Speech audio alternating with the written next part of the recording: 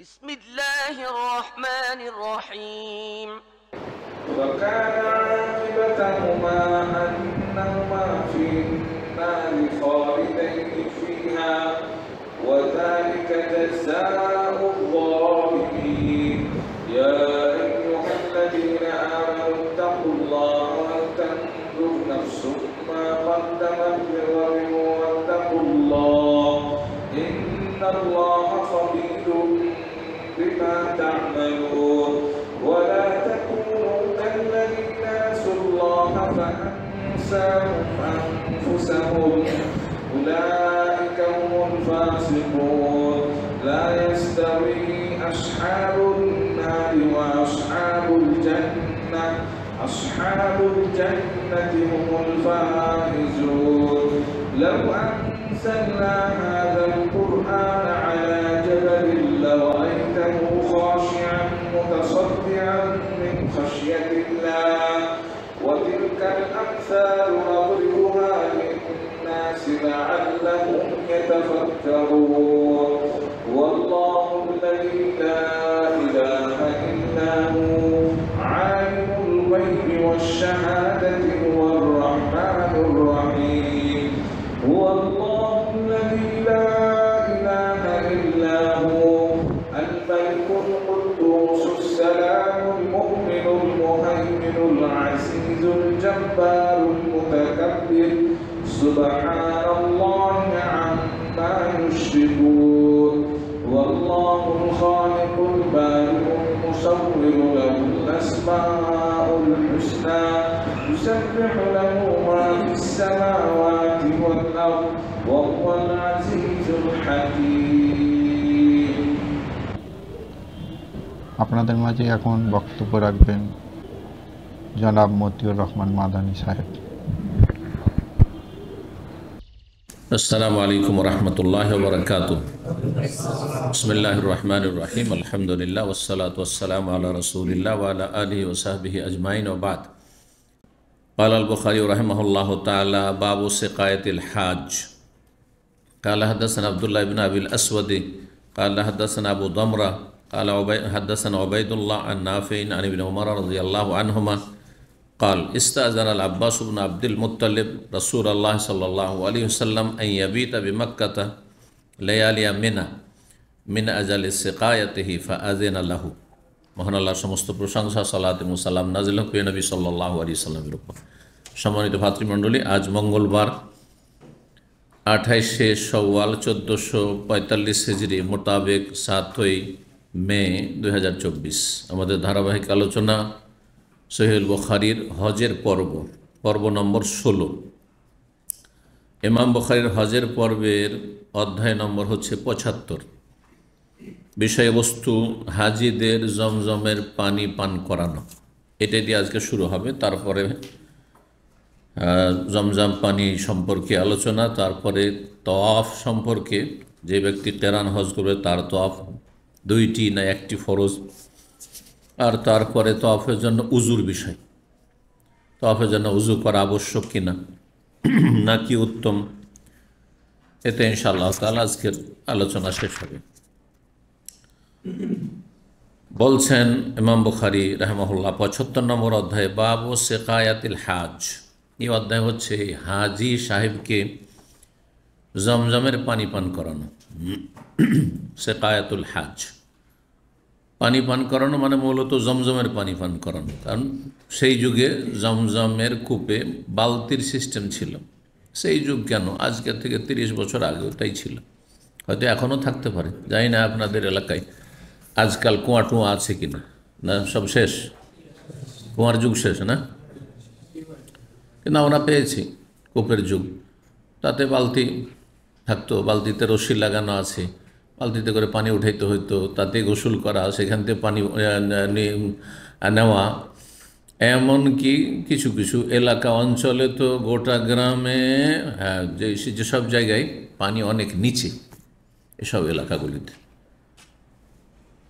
তো সরকারিভাবে সে বড় ধরনের কূপ তৈরি করা হতো, কুয়া তৈরি করা হতো, আর সেই কুয়াতে গোটা গ্রামের লোক পানি নিত।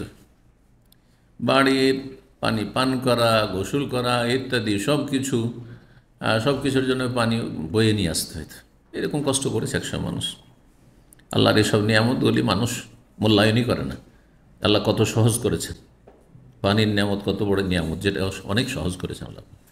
পানি বালতি দিয়ে উঠাইতে হতো যে কোনো কাজের জন্য। তো নবী সাল্লাল্লাহু আলাইহি ওয়াসাল্লামের আমলেও জাহেলি যুগ থেকে চলে আসে, বালতি দিয়ে উঠিয়ে হাজি সাহেবরা তো বিদেশি লোক, ওরা বালতি পাবে কোথায়? বালতি তো আছে স্থানীয় লোকদের কাছে, আর তারপর তারাই হচ্ছে সেখানকার রক্ষণাবেক্ষণকারী। তো তারা পানি জমজম কূপ থেকে বালতি দিয়ে উঠিয়ে পান করাতো এবং এটিকে বড় সওয়াবের কাজ মনে করা হইতো, পরম্পরা আগের যুগ থেকে। রাসূলুল্লাহ সাল্লাল্লাহু আলাইহি ওয়াসাল্লাম এর জন্য ওয়াজিব কাজে ছাড় দিয়েছেন। কারোর জন্য যদি জরুরি হয় যে হাজি সাহেবদেরকে পানি পান করাবো, সেই জন্য আমি একটা ওয়াজিব কাজ করতে পারছি না, এক্ষেত্রে ছাড় দিয়েছেন। সেটা হচ্ছে মেনার রাত্রি যাপন। 11-12 তারিখ এই দুটো রাত মেনায় রাত্রি যাপন করা, 10 তারিখে কাজগুলো সেরে তওয়াফ করে সাই করে মেনা গিয়ে কী করতে হবে? রাত কাটাতে হবে, ওয়াজিব। এটা সঠিক মতে এবং অধিকাংশ ওলামাদের মতে। একটি মত হচ্ছে সুন্নাত, একটি মত হচ্ছে সুন্নাত, কিন্তু শক্তিশালী মত হচ্ছে যে ওয়াজিব। অথচ জমজমের পানি পান করাবে কি? ওখানে তো কোনো লোক নেই। যদি বিকল্প থাকে যে যারা হজ করেনি তারা পান করে, যেমন আজকাল অসুবিধা নেই, কিন্তু সেই যুগে সবাই আছে হজ নবী সাল্লাল্লাহু আলাইহি ওয়াসাল্লামের সাথে। এখন হাজিদের মধ্যে থেকে কিছু লোককে পাঠিয়ে দিতে হবে জমজমের কাছে পানি পান করাবার জন্য।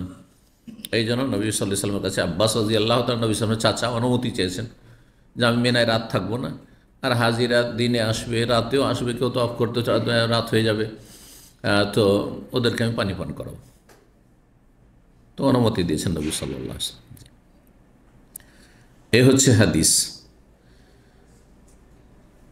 আর একটি হচ্ছে হাজি সাহেবদেরকে পানি পান করা সওয়াবের কাজ জমজম ছাড়া এমনি, যেটা সুকিয়া হাজ বলে আজকাল বড় বড় ট্রেলার লাগা আছে, দেখেছেন হয়তো যারা হজ করেছেন।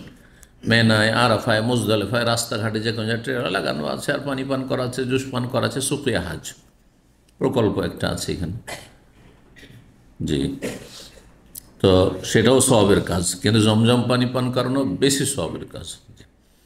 1634 নম্বর হাদিস, ইবনে ওমর রাদিয়াল্লাহু তাআলা আনহুমা থেকে বর্ণিত, তিনি বলছেন ইস্তাজানাল আব্বাস ইবনে আব্দুল মুত্তালিব, আব্দুল মুত্তালিবের ছেলে আব্বাস অনুমতি চাইলেন। কার কাছে? রাসূলুল্লাহ সাল্লাল্লাহু কাছে। ভাতিজার কাছে চাচা অনুমতি চাইছেন কেন? ধর্মীয় বিষয়, এটা ধর্মীয় বিষয়। এই নয় যে আমি চাচা আর তুমি ভাতিজা, না। যদিও বয়সে আব্বাস কিছুটা বড়, বেশি বড় না, মানে কাছাকাছি। অনেক সময় চাচা ভাতিজা 6 মাস, 1 বছর, 2 বছরে ছোট বড় থাকে। অনেক সময় চাচাই ছোট থাকে, থাকে না? থাকতে পারে ব্যতিক্রম, কিন্তু কাছাকাছি বয়সের। যাই হোক, অনুমতি চাইলেন রাসূলুল্লাহ সাল্লাল্লাহু আলাইহি ওয়াসাল্লামের কাছে। কি? আইয়াবি তবে মক্কাতা, বিদায় হজের বছর ছিল, যে মক্কায় তিনি রাত কাটাবেন। বা তাইবিত মানে রাত্রি যাপন করা। লায়ালিয়া মেনা, মেনার রাতগুলিতে, মেনার রাতে মেনাতে না থেকে অথচ তিনি হাজি কি করবেন? মক্কাতে রাত কাটাবেন। দেওয়া যাবে অনুমতি, এটা শরীয়তে চলবে, এটা শরীয়তের বিষয়। কিসের জন্য? বিনা কাজে নয়। যেমন আজকালকার হানাফি হাজিরা বিশেষ করে খুবই বেশি এটা করে। আসলো, আসার পরে সারাদিন থেকে গেলো, রাতও থেকে গেল, হোটেলে থেকে গেল, আর গেলই না মেনা। আমি 2টা বছর ভিআইপি হাজিদের সাথে থেকেছি। এদের ভিআইপি শতকরা 5 জনও থাকে না মেনাতে। যেমনই আরাফা হইল আর তারপরে মুজদালিফা রাতটা থেকে সকালবেলা আসলো, পাথর নিজে মারলো, না হয় কাউকে দিয়ে দিল, কন্ট্যাক্ট দিয়ে দিয়েছে পাথর মারা। 3 দিন 4 দিন পাথর মেরে দিয়ে 300 রিয়াল দিয়ে দিয়েছে। ওই লেবারগুলো ছিল ইয়ের খাদেম তাঁবুতে। হ্যাঁ, জিজ্ঞাসা করলাম, বলছে 300 রিয়াল করে দিয়েছে। তাদের 500 রিয়াল দিলে অসুবিধা নেই, তারা সব বড় বড় ধনকু। তো মনে করে যে পয়সা দিয়ে সব হজ করে নেব। হ্যাঁ, যেমনই আরাফা হইলো, এদিক থেকে এসে সকালবেলা গেল, মক্কা গেল, তো গেল, গিয়ে দিল একবার হিলটনে আর জমজম ক্লক টাওয়ারে দিল লম্বা ঘুম, আর ব্যাস, আর আসবে না। কাজে বাকি বিভিন্ন বাহানা। বলছে হানাফি মাযহাবে এটা তো সুন্নাত, রাত কাটানো গেল, এটা সুন্নাত। মানে যেমন দাড়ি সুন্নাত করে জবাই করা চলছে না, আরবদের মধ্যেও চলছে, আর দেশেও যারা মানে বেদাতি ফতোয়া তাদেরও চলছে। আর তারপরে মাকরু মানে খাও, আমি দুটো কথা সহসে বলি, মাকরু মানে খাও আর সুন্নাত মানে ছাড়ো, ঠিক না? দাড়ি সুন্নাত করে দিল, ওয়াজিবকে সুন্নাত দিয়ে বাস দাড়ি রাখবো না, হ্যাঁ সারা জীবন রাখবো না, চলে যাব এই চেহারা নিয়ে, যে চেহারা রাসূলুল্লাহ সাহাবায়ে কেরামদের সাথে কোনো মিল নেই, সে চেহারা নিয়ে দুনিয়া থেকে চলে যাব। আর একটা বয়স আছে, তারপরে তো আর কি শখ আছে, দাড়ি সাদা হয়তো লেগেছে, হ্যাঁ বিবাহ শাদী হয়ে গেছে, আরও কিছু শখ আছে। তারপর ইমানের দুর্বলতা থাকলে যৌবনকালে না হয় থাকে। তো আল্লাহ হেদায়েত করুক। আর এই বিড়িখোর জর্দাখোর মৌলবী, এই বেদাতি সমাজে জর্দাখোর মৌলবী শতকরা 1999টা জর্দাখোর মৌলবী বেদাতি মহলে, আপনি খোঁজ নিয়ে দেখবেন, আহলে হাদিস ছাড়া ভালো করে খোঁজ নিয়ে দেখবেন, তাদের সবগুলি জর্দাখোর। আর কিছু কিছু আছে সিগারেট খোর আছে, পীর সিগারেট খোর আছে, জানেন কি না? সিগারেট খোর পীর আছে বেরেলিবিদের মধ্যে, যারা রিজভি বেরেলিবি তার মধ্যে ম্যাক্সিমাম সব সিগারেট খায় মোল্লাগুলো, আর দেওবন্দি তবলিগগুলো এরা জর্দা খায়। তামাক এটাও হারাম, ওইটাও হারাম। এই হারামটাকে ওরা কী করে দিয়েছে? মকরু। আর মকরু মানে ঘৃণিত। মকরু শব্দের অর্থ কি? আল্লাহর কাছে ঘৃণিত, রসুলের কাছে ঘৃণিত। তো আপনার কাছে কি করে সেটা ভক্ষণীয়? হ্যাঁ, আউযুবিল্লাহ, ঘৃণিত থাকবে। এই জন্য আমি বলি যে আমাদের দেশ ধর্মটা হচ্ছে সুন্নত মানে ছাড়ো আর মকরু মানে খাও, করো। আল্লাহ হেদায়েত করুক। তো কি বলতে কি বললাম, হ্যাঁ মেনায় থাকা ওয়াজিব, কিন্তু বিশেষ প্রয়োজনে এমার্জেন্সি এই কাজ করার জন্য কিছু লোক লাগবে। সিকিউরিটির কাজ করে, নিরাপত্তার ক্ষেত্রে কোথাও নিযুক্ত আছে, তার ছাড়া এই কাজগুলি হবে না। যন্ত্রপাতি তার দায়িত্বে আছে, কোথাও মেশিন চালাতে হবে, তার কোনো বিকল্প নেই। তাহলে আরাফা থেকে এসে আর তারপরে মেনায় পাথর মেরে গেল, ব্যাস।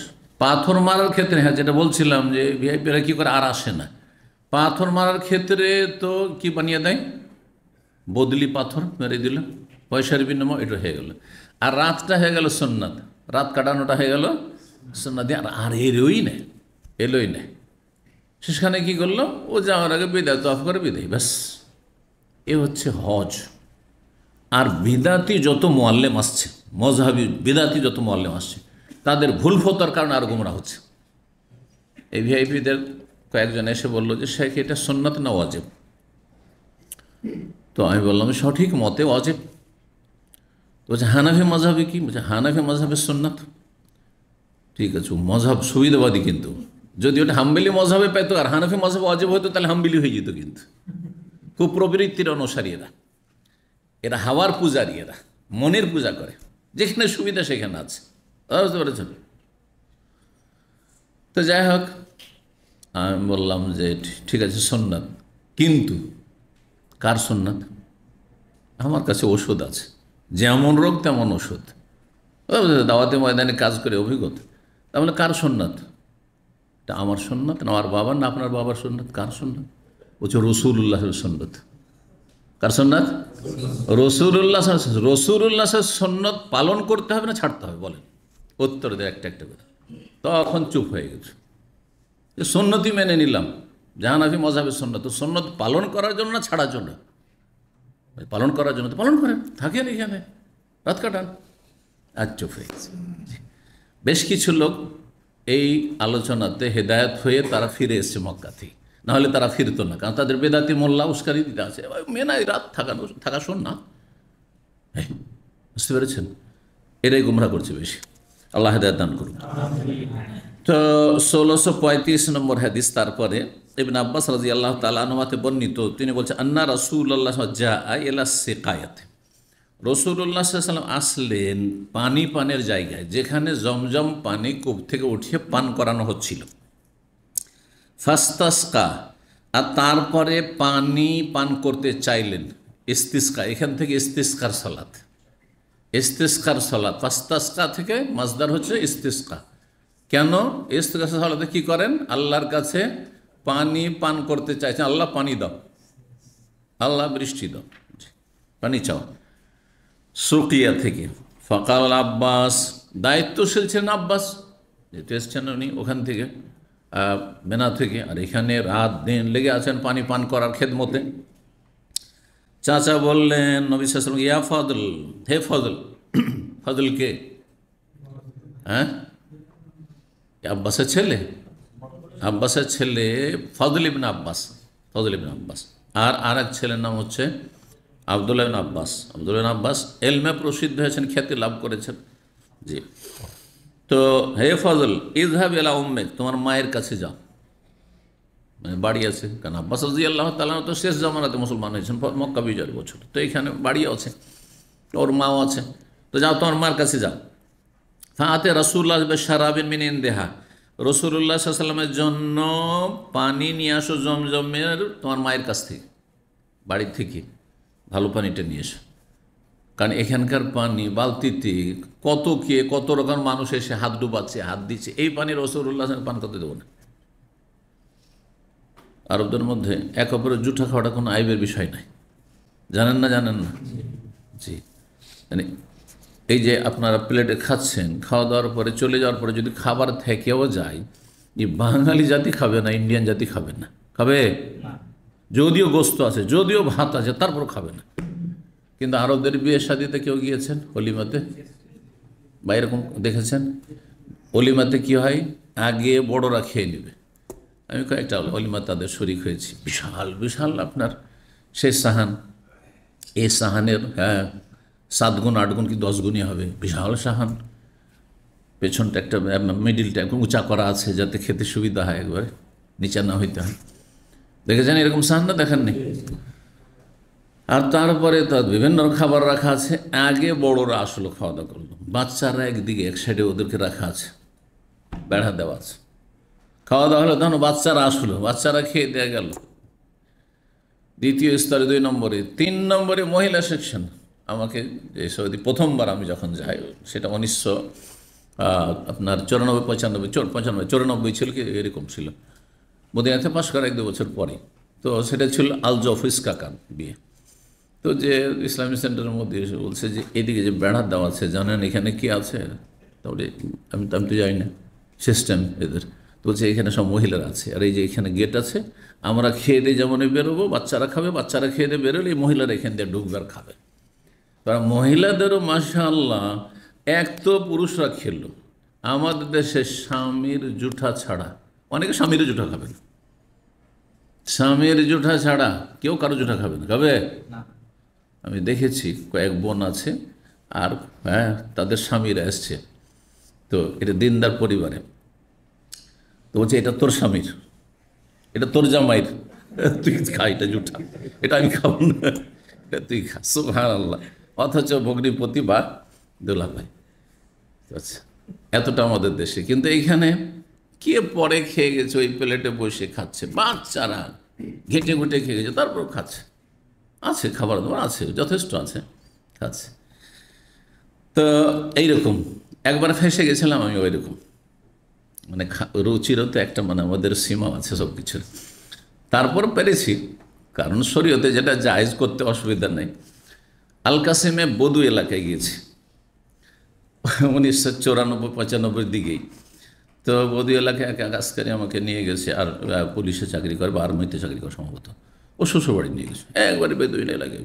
ওর বাড়িটা হচ্ছে 50 কিলোমিটার মরুভূমির ভিতরে, ওরা 4 ভাইয়ের শুধু বাড়ি, আর কাউ নেই, অন্য কোনো বংশের সাথে, অন্য কোনো গোত্রের সাথে বাস করবে না, 4 ভাইয়েরই বাড়ি শুধু। আর ওদের এক ভাই হচ্ছে আমির, ওর কাছে একটা পিস্তল আছে, বাস বলছে এটাই নিরাপত্তা হতো এখানে। 50 কিলোমিটার গাড়ি এইভাবে যাচ্ছে, কোনো রাস্তা নেই, এই উঁচা নিচে, এইভাবে মরুভূমিতে। তো তারপরে ওখান থেকে শ্বশুরবাড়ি আসলে ওইটা কোরাইন বলে একটা জায়গা আছে, ছোট্ট শহর, তখন গ্রামের মতো হয়েছিল, 2-4টা বাড়ি হচ্ছিল। ওখানে গিয়ে মাগরেবের নামাজ এক মসজিদে পড়লাম। মাগরেব পড়ার পরে, মাগরেব পড়ার আগে এখানে দেখি সবকে পানি দিচ্ছে এই বাটিতে করে পানি দিচ্ছে, ওই দিক থেকে পানি দিয়ে দিচ্ছে, আর একজন খাচ্ছে, পাশের লোককে দিয়ে দিচ্ছে, আর ওই পানি বড় বাটি, ওখানে কিছুটা খেলো, তারপর আরেকজনকে দিচ্ছে। এই করতে করতে আমার পালা চলে এসছে। আমি চিন্তা করছি আমি খাবো না, দিয়ে দেবো, কেমন, এটা সামাজিকতা তো একটা আছে। আমিও খেয়ে নিলাম, ওই পানিতে মুখ লাগিয়ে জুঠা খাচ্ছে, আর হ্যাঁ, বাকি সবাই ওইভাবে খেতে যায়। আবার যখন শেষ হলো বাটি ভরিয়ে দিল, আবার ওই লাইন শুরু হলো, দ্বিতীয় লাইনে শুরু হলো, এইভাবে পানি খাওয়া। এই পানিটা যদি ওখানে কেউ খেয়ে রেখে দেয় আর একটু খেয়েছে, পুরোটাই আছে, জীবনে আপনারা কেউ খাবেন না। এভাবে কত পানি নষ্ট করছেন আপনারা, এটা আরবরা কখনো করবে না, কোনো ব্যাপার না। জি, এমনকি নিজের বাসাতে আমি দেখছি, বাচ্চারা দেখছি যে একটু খেয়ে রেখে দিয়েছে, পানিটা এভাবে রেখেছে, কে রেখেছে পাওয়া যাচ্ছে না, রুখি দিতাম হয়তো, কেউ খাবে না, শেষে আমি খাই। মানে পানি নষ্ট করা যাবে না, এ আল্লাহর রিজিক, তা আমি খাই, যার হোক আমি খাবো। কথা বোঝা গেছে? জি হ্যাঁ। তো আল্লাহ তৌফিক দান করুন ভালো কাজে।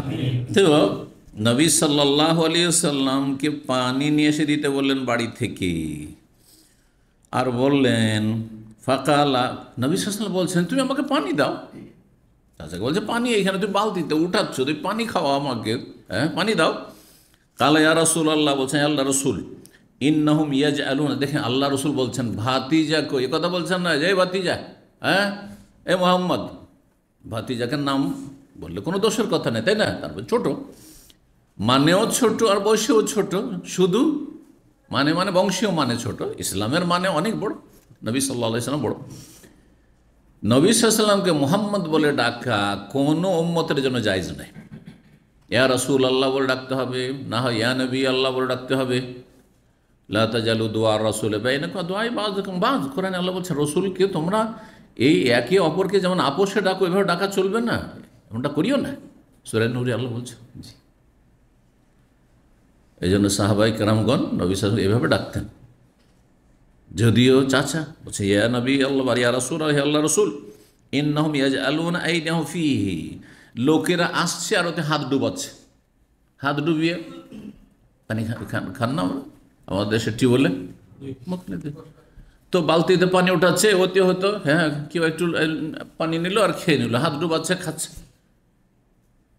তো এইরকম করে খাচ্ছে, সেই জন্য আপনাকে এই পানি দেবো না। আল্লাহ নবী সাল্লাম বলছে এসখানি, অসুবিধা নেই, দাও আমাকে পানি দাও, পানি খাও। ফাশারে মেন, নবী সাল্লাম পান করে নিলেন, ওখানে পান করলেন। সুম্মা আতা জমজম, তারপর জমজম কূপের কাছে আসলেন। ওহম ইয়াসনুন, দেখছেন যে সবাই মিলে পালাক্রমে কি করছে, পানি বালতি দ্বারা উঠাচ্ছে কূপ থেকে আর মানুষকে বালতি থেকে পানি পান করাচ্ছে। ওয়ায়ামালুনা ফিহা, তারা তাতে কাজ করছেন, মানে খেদমত করছেন। ফাকাল রাসূলুল্লাহ বললেন এ মালু, তোমরা এই ভালো কাজ করতে থাকো, নেক কাজ করতে থাকো। ফাইন্নাকুম আলা আমালিন সালেহ, তোমরা নেক কাজে ভালো কাজে নিয়োজিত রয়েছে। সুম্মা কালা, তারপরে বললেন রাসূলুল্লাহ সাল্লাল্লাহু আলাইহি ওয়াসাল্লাম লাউলা আন তুগলাবু, যদি আমার আশঙ্কা না হইতো যে তোমরা ভিড়ে তোমরা হেরে যাবে, শাব্দিক অর্থ হেরে যাও, কিন্তু হেরে যাওয়ার অর্থ দিয়ে ভাবটা প্রকাশ পায় না, সেজন্য ভাব অর্থ বলে, সবসময় শাব্দিক অর্থ দিয়ে ভাব প্রকাশ পায় না। তুগলাবুর শাব্দিক অর্থ মানে হেরে যাওয়া, অপারগ হয়ে যাওয়া। লাউলা আন তুগলাবু, যদি এই আশঙ্কা না থাকতো যে তোমরা ভিড় ভাড়ে তোমরা কি হয়ে যাবে, তোমরা ভিড় ভাড়ে বা এই ভিড়ে তোমরা কি হয়ে যাবে, অপারগ হয়ে যাবে, অথবা তোমরা পানি পান করাবার সুযোগ পাবে না, কাড়াকাড়ি শুরু হয়ে যাবে। লাউলা আন তুগলাবু, যদি এমন আশঙ্কা না হইতো যে অন্যদের কাছে তোমাদেরকে কি হয়ে যেতে হবে, অপারগ হয়ে যেতে হবে, কেন সবাই বালতি নিয়ে কাড়াকাড়ি শুরু করে দেবে, যদি এই আশঙ্কা না থাকতো তাহলে লা নাজালতু, তাহলে আমি জমজম কূপের কাছে নামতাম, অবতরণ করতাম, হাত্তা আদাল হাবল আলা হাযিহি, আর তারপর রশ্মি আমার কাঁধের ওপর রেখে বালতি নামাইতাম, তাহলে বড় বালতি ছিল, বালতি নামাইতাম, আর তারপরে নবী সাল্লাল্লাহু আলাইহি ওয়াসাল্লাম আলা হাযিহি বলার পরে ইঙ্গিত করলেন কাঁধের দিকে, যে কাঁধে রশি নিয়ে বালতি নামাইতাম, আমার নিজের হাতে আমি পানি জমজম কূপ থেকে উঠাইতাম বালতি দ্বারা, আর উঠে আমি এই খেদমত করতাম, মানুষকে পানি পান করাইতাম। এত নেকির কাজ এটি, আমি রাসূলুল্লাহ করতাম, কিন্তু আমাকে যদি করতে দেখে নাই যে রাসূলুল্লাহ সব নিজে পানি জমজম কূপ থেকে উঠিয়ে মানুষকে পান করাচ্ছেন, তাহলে সবাই একটা চান্স নেওয়ার চেষ্টা করবে, আর সময় যদি চান্স নেওয়া শুরু করে তার তোমাদেরকে ধাক্কা দিয়ে কোথাও বের করে দেবে। এই কোরাইশ বংশের বা এই হাশেম বংশের আব্বাস, তোমরা যা আছো, তোমাদের পরিবারের লোকেরা পান করাচ্ছ, বা যারা এই দায়িত্বে কয়েকজন রয়েছে, সবকে ধাক্কা দিয়ে কোথায় কি করে দেবে, হার মানতে বাধ্য করেছে। তোমরা পাত্তাই পাবে না ওইখানে। ললান্ত উগলাবুরি অর্থ। কখনো কখনো এইরকমটা করতে হয় যে আমি যদি লাগি তো এইখানে ঝামেলা বেঁধে যাবে, এই জায়গায় আমি গেলে এখানে ঝামেলা হয়ে যাবে, যাবেন না ওখানে। ৭৬ নম্বর অধ্যায়, বাবু মা জাফি জমজম। অধ্যায় হচ্ছে জমজম কূপ সম্পর্কে বা জমজম পানি সম্পর্কে যা এসেছে। জমজম পানি সম্পর্কে, বিশেষ করে জমজম পানি সম্পর্কে যা বর্ণিত হয়েছে। জমজম পানিকে জমজম কেন বলে, ভাষাবিদেরা বিভিন্ন ব্যাখ্যা করেছে। তার মধ্যে প্রসিদ্ধ যে ব্যাখ্যাটি, সেটা হচ্ছে ইসমাইল আলাইহিস সালামের মা, তার নাম কি ছিল? হাজার, শুদ্ধ নাম, কিন্তু আমাদের দেশে হাজেরা বলে পরিচিত। হাজেরা নয়, হাজার। আরবদের মতো করে নাম রাখেন। তো তিনি যখন দেখলেন যে এইরকম জায়গায় যেখানে পানি নেই, কিছু নেই, পিপাসায় বাচ্চা মরতে যাচ্ছে, মরমর অবস্থা, আমার অবস্থা খারাপ হয়েছে পিপাসাতে, সেই সময় পানি বের হওয়া শুরু হয়েছে, পানির ফোয়ারার মতো বের হওয়া শুরু হয়েছে, আর চারিদিকে পানি ছড়িয়ে যাচ্ছে, পানি চারিদিকে বয়ে চলে যাচ্ছে। তো তিনি ভাবছেন এই পানিটা এইভাবে ছড়িয়ে গিয়ে তো কিছুক্ষণ পর শুকিয়ে যাবে, তাহলে আবার পিপাসায় মরব, তো পানিটাকে ঘেরে দিই, তাহলে পানিটা এখানে জমে থাকবে, তো আমাদের এই পানিটা কাজে আসবে। তখন তিনি চারিদিক থেকে আপনার বালি টালি যা কিছু আছে বা পাথর আছে তা দিয়ে ঘেরা শুরু করলেন, যেমন কূপের বা কুয়ার পাট ঘেরা হয়, ওইভাবে ঘেরা শুরু করলেন। আর এইটাকে জমজম মানে থামো যেমন আমরা বলি, ঠিক ওইটা হচ্ছে জমজম। এই কথাটা বলেছিলেন হাজার বলে বর্ণিত আছে সেসব কাহিনীতে, আম্বিয়াদের যে কাহিনী বা হাজারের কাহিনীতে। আল্লাহ তাআলা আলাম। তো জমজম পানি সম্পর্কে যা বর্ণিত হয়েছে, 1636 নম্বর হাদিস, আনাস বিন মালিক রাদিয়াল্লাহু তাআলা বলছেন, কান আবুযার ইউহাদ্দিস, আবুযার রাদিয়াল্লাহু তাআলা আনহু হাদিস বর্ণনা করছেন, আন্না রাসূলুল্লাহ ক্বাল, রাসূলুল্লাহ সাল্লাল্লাহু বলেছেন মেরাজের ঘটনা সম্পর্কে, ফোরেজা সাকফি, আমার ছাদকে ছিদ্র করে দেওয়া হয়। নবী সাল্লাল্লাহু বাড়ির ছাদকে কি করা হয়? ছিদ্র করা। নবী সাল্লাল্লাহু তাহলে বাড়ির গেট দিয়ে, দরজা দিয়ে, রুমের দরজা দিয়ে বের করে নিয়ে যাওয়া হয়নি, আর বাড়ির গেট দিয়ে বের করেন, ওপর থেকে ছিদ্র করে ওপর দিয়ে উঠিয়ে নেওয়া হয়েছে। শুনেছেন এর আগে না শোনেননি? পরে যাই স্পষ্ট, ওয়ানাবে মক্কা, আমি মক্কায় ছিলাম। শুধু একটি সমস্যা হচ্ছে যে এখানে আমার ছাদ কি করা হয়েছে? ছিদ্র করা হয়েছে। অথচ সহিহ হাদিস রয়েছে যে উম্মে হানির বাড়িতে ওই দিন নবী সাল্লাল্লাহু আলাইহি ওয়াসাল্লাম রাত্রে ছিলেন। উম্মে হানির বাড়িতে, উম্মে হানির চাচাতো বোন, আর বয়সে অনেক বড়, তার বাড়িতে ছিলেন নবী সাল্লাল্লাহু আলাইহি ওয়াসাল্লাম। উম্মে হানির বাড়িতে নিয়ে যাওয়া হয়েছে, চাচাতো বোন। আর এখানে বলা হচ্ছে আমার ছাদ। তো এই দুটোতে সমন্বয় কি? দ্বন্দ্ব, তাই না? নবীর বাড়ি স্বয়ং নাকি উম্মে হানির বাড়ি? তা আসলে উম্মে হানির বাড়ি ছিল, কিন্তু উম্মে হানির বাড়ি নিজের নিকট আত্মীয়র বাড়িকে নিজের বাড়ি বলা হয়। আমাদের জয়েন্ট ফ্যামিলিতে এক দাদা, আমাদের দাদা আর তার 5টা ছেলে, আর 5 ছেলের যত ছেলে মেয়ে সব একসাথে আমাদের জয়েন্ট ফ্যামিলি থাকে না? এক সময় এক পরিবারে 20 থেকে 50 জন সব একসাথে খাওয়া দাওয়া করছে, থাকছে। আর চাচাতো ভাইদেরকে, চাচাতো বন্ধুদেরকে আমাদের ফ্যামিলির লোকের, আমাদের ফ্যামিলির সদস্য। আজকাল খানিকটা কি হয়েছে, একটু শিক্ষিত হয়েছে, একটু মানুষ চাষাবাদ থেকে স্বাধীন হয়ে গেছে, তারপরে ঘর গৃহস্থী বাদ দিয়ে সবাই নিজের নিজের বিয়ে করেছে, কে কোথায় থাকছে, কে কোথায় চাকরি পেয়েছে, কে কোথায় থাকছে, সেই জন্য বলে যে ফ্যামিলি মানে স্বামী স্ত্রী আর ছেলে মেয়ে। কিন্তু এইটা আমাদের সেই বুঝ ছিল না, কিন্তু বা পুরোনো যুগে ছিল না এটা। তো এই জন্য বলেছেন যে আমার ছাদ মানে বোনের বাড়ির ছাদ, সেটা আমার বাড়ি, আমাদেরই বাড়ি। ফানাজাল জিবরাইল ইসলাম, জিবরাইল ইসলাম নেমে আসলেন ওই ছিদ্র দিয়ে ছাদের। ফাফারাজা সাদরি, আর তারপরে আমার সিনাকে চাক করলেন, মানে বিদীর্ণ করলেন। চাক করা বুঝেন? সিনা চাক করা বুঝেন না? সহজ বাংলা এটা।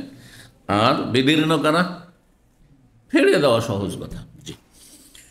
ওয়ানা কি বলছেন, সুম্মা গাসালবে মায়েজম, তারপরে জমজম পানি দিয়ে ধৌত করলেন। নবী সাল্লাল্লাহু আলাইহি ওয়াসাল্লামের কলবকে জিবরাইল আলাইহিস সালাম জমজম পানি দিয়ে ধুইছেন, তার মানে জমজম পানি কত বরকতের, তাহলে এটা হচ্ছে দেখানোর উদ্দেশ্য।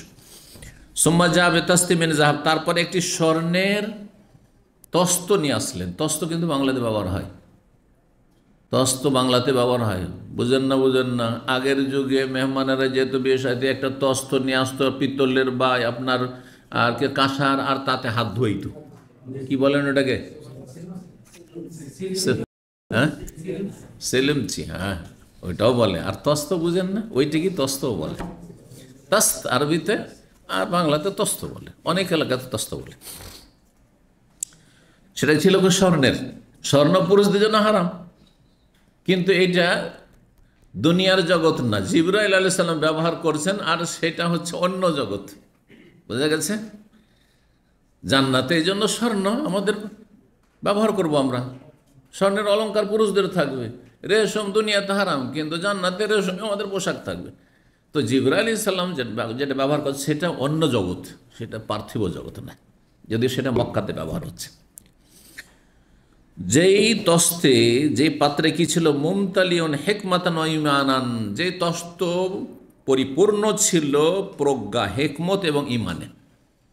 হেকমত মানে ইলম, জ্ঞান, হেকমত মানে জ্ঞান। কোরআন এবং হাদিস হচ্ছে হেকমা, সবচেয়ে বড় হেকমা। যখন কিতাবের সাথে হেকমার কথা আল্লাহ কোরআনে বলেছেন, তো কিতাব মানে কোরআন কারীম, আর হেকমা মানে তখন হাদিস, হেকমা মানে তখন সুন্নাহ, হাদিস হচ্ছে ওহী। মোবাইল বন্ধ। ফাআফরাগাহা ফিস সাদরি, তারপরে কি করলেন, ফাআফরাগা ফিস সাদরি সুম্মা আতবাকাহু, ওই যে পানি দিয়ে ধৌত করলেন, আর তারপরে স্বর্ণের পাত্র নিয়ে এসে হেকমত আর ঈমান দিয়ে ভরপুর করে দিলেন, আর সিনাতে সে হেকমত আর ঈমান ভরপুর করে দিলেন, ভরে দিলেন। সুম্মা আতবাকাহু, তারপরে সেটাকে বন্ধ করে দিলেন। আতবাকা মানে বন্ধ করে দেওয়া, বন্ধ করে দিলেন। সুম্মা আখাযা বিয়াদি, তারপর আমার হাত ধরলেন। ফাআরাজা বি ইলাস সামাইদ দুনিয়া, তারপরে আমাকে প্রথম আকাশে নিয়ে গেলেন, প্রথম আকাশে নিয়ে গেলেন। ফাকালা জিবরাইল আলাইহিস সালাম বলছেন লিখাজিনিস সামা, জিবরাইল আলাইহিস সালাম যখন প্রথম আকাশে গেলেন, আকাশের যে দায়িত্বশীল নিযুক্ত ফেরেশতার দায়িত্বশীলকে বললেন ইফতাহ, খোলো। কালা মান হাযা, কে? কালা জিবরিল, মানে আনা জিবরিল। তাহলে বোঝা গেল যে বলার শিষ্টাচার আদব হচ্ছে নাম বলবেন আপনি। বাড়িতে ঢুকছেন আর স্ত্রী বলছে কে, কলিং বেল টিপেছেন, কে? আমি আছি, খোলো। এটা ঠিক নয়। শয়তান এরকম আওয়াজ করে বলে দিতে পারে, কোনো শত্রু আওয়াজ করে বলে দিতে পারে এরকম, হ্যাঁ আপনার মতো, পারে না? এই জন্য না, মোটেই না, এটা নিষেধ আছে। আমি বলার নিষেধ। নবী সাল্লাল্লাহু আনা আনা আনা কিসের? নবী সাল্লাল্লাহু বাড়িতে এক সাহাবী গেছে, জানে না মশলা, প্রথম কে বলছে আনা আনা, আমি প্রথম আনা বলেছে, বলছে আনা আনা আনা কি জিনিস হবে? নবী সাল্লাল্লাহু আলাইহি ওয়াসাল্লাম রাগান্বিত হইলেন। আনা বলবেন, নাম বলবেন। সুতরাং আপনার স্ত্রীগুলো নাম বলবেন, আপনার ছেলে মেয়েকেও নাম বলবেন। কোরআন হাদিস আমল করতে শিখুন। আমার শ্বশুর ভালো একজন আলেম ছিলেন, তো খুব পরেশগার মানুষ ছিলেন মাশাআল্লাহ। তো উনি এইভাবে আমল করতেন। বাড়িতে এসছে, ওনার ছেলেমেয়েরা জিজ্ঞাসা করছে কে? বলছে আব্দুর রহমান।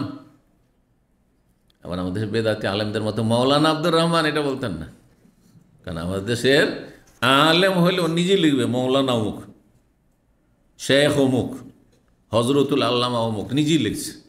না না না, মোটেই না। তুমি চাও যতই বড় আল্লামা নাম লিখবেন, নিজের নাম লিখবেন শুধু। অন্যরা লিখতে পারে, অন্যরা শেখ লিখবে, আমি কেন আমাকে শেখ লিখব? জি। তো 1637 নম্বর হাদিস। তারপরে ইবনে আব্বাস রাদিয়াল্লাহু তাআলা আনহু বর্ণনা করছেন, সাকাইতু রাসূলুল্লাহ সাল্লাল্লাহু আলাইহি ওয়াসাল্লাম, আমি রাসূলুল্লাহ সাল্লাল্লাহু আলাইহি ওয়াসাল্লাম পানি পান করিয়েছি, মিন জমজম, জমজম কূপ থেকে। ফাশারিবা ওয়া কায়মান, তিনি দাঁড়িয়ে পান করেছেন, তিনি দাঁড়িয়ে পান করেছেন। এই হাদিস থেকে কেউ কেউ ভুল বুঝে নিল যে জমজম পানি দাঁড়িয়ে পান করা সুন্নাত। এটা কোথায় পেলেন আপনি? হ্যাঁ, জমজম পানি দাঁড়িয়ে পান করা সুন্নাত। আর একটা হাদিস বলে নবী সাল্লাল্লাহু আলাইহি ওয়াসাল্লাম উযু করে, উযু করার পরে যে পানিটা অবশিষ্ট আছে সেই পানি দাঁড়িয়ে পান করলেন। তখন কেউ ভুল বুঝলো, বলছে উযুর পানিটাও দাঁড়িয়ে পান করা সুন্নাত। আর এই কারণে ভুল করে, বসে আছে, বসে বসে পানি নিল, বুঝতে পারছেন? পানি হারামে দেখবেন কিছু লোকের আছে যে বসে বসে পানি নিল, আর নেওয়ার পরে আবার গ্লাসটা নিয়ে দাঁড়িয়ে গেল, তারপর দাঁড়িয়ে পান করবে। না, একেবারে ভুল। নবী সাল্লাল্লাহু আলাইহি ওয়াসাল্লাম দাঁড়িয়ে পান করেছেন এখানে আছে, তার মানে এই নয় যে এটি সুন্নাত। নবী সাল্লাল্লাহু আলাইহি ওয়াসাল্লাম যেখানে পান করছেন দেখেন মানুষ পানি উঠাচ্ছে, সেখানে কূপের চারপাশে, কূপের পাশে পানি পড়ে থাকে না, ময়লা আবর্জনা থাকে না, কাদা হয়ে থাকবে, সেই জায়গায় বসলে কাপড় খারাপ হবে হয়তো, সেই জন্য বসেননি। এক। আর 2 নম্বর হচ্ছে যে নবী সাল্লাল্লাহু আলাইহি ওয়াসাল্লাম শরীয়ত বয়ান করার জন্য এসেছেন যে দাঁড়িয়ে পান করাটা নাজায়েজ, হারাম নয়, তবে অপছন্দনীয়, অনুত্তম কাজ একবার দুবার করে দেখিয়ে দিয়েছেন, যাতে করে সেটা কেউ হারাম নাজায়েজ না মনে করে। সুতরাং দাঁড়িয়ে পান করা জায়েজ, অনুত্তম, আসল মাসলা জান, জায়েজ অনুত্তম, সেটা জমজম হোক আর উজুর পানি হোক আর আপনার 7 আপ হোক আর সাধারণ পানি হোক। বোঝা গেছে? এটা হচ্ছে সঠিক মাসলা। কেন নবী সাল্লাল্লাহু আলাইহি ওয়াসাল্লাম দাঁড়িয়ে পান করেছেন তার 2টো কারণ বললাম। একটা হচ্ছে হয়তো জায়গাটা এরকম বসার মতো উপযোগী ছিল না, অথবা নবী সাল্লাল্লাহু আলাইহি ওয়াসাল্লাম বৈধতা বয়ান করার জন্য হাতে নাতে আমলের মাধ্যমে জায়েজ বয়ান করে দেওয়ার জন্য, উম্মতকে শেখানোর জন্য দাঁড়িয়ে পান করেছেন। কিন্তু বাকি এই 2টো সময় ছাড়া, দুটো ঘটনা ছাড়া নবী সাল্লাল্লাহু আলাইহি ওয়াসাল্লাম সারা জীবনে বসে বসে পান করেছেন, পানাহার করেছেন। আচ্ছা, খাওয়ার পান করাতে পার্থক্য আছে। আপনি এটা মনে করবেন না যে পান করার হাদিস আছে সেই জন্য আমি খাবো দাঁড়িয়ে দাঁড়িয়ে, কোনো হাদিস নেই খাওয়ার কিন্তু দাঁড়িয়ে। যেন অনেকে রাস্তায় স্যান্ডউইচ খাচ্ছেন, হ্যাঁ, একবার স্যান্ডউইচে কামড় দিচ্ছেন আর একবার আপনি 7 আপ টান দিচ্ছেন বা জুস টান দিচ্ছেন। জুসের ক্ষেত্রে তো ঠিক আছে, কিন্তু তার চাইতে মারাত্মক হচ্ছে খাওয়া দাঁড়িয়ে, তারপরও নাজায়েজ নয়। কিন্তু অনুত্তমেরও স্টেজ আছে, স্তর আছে।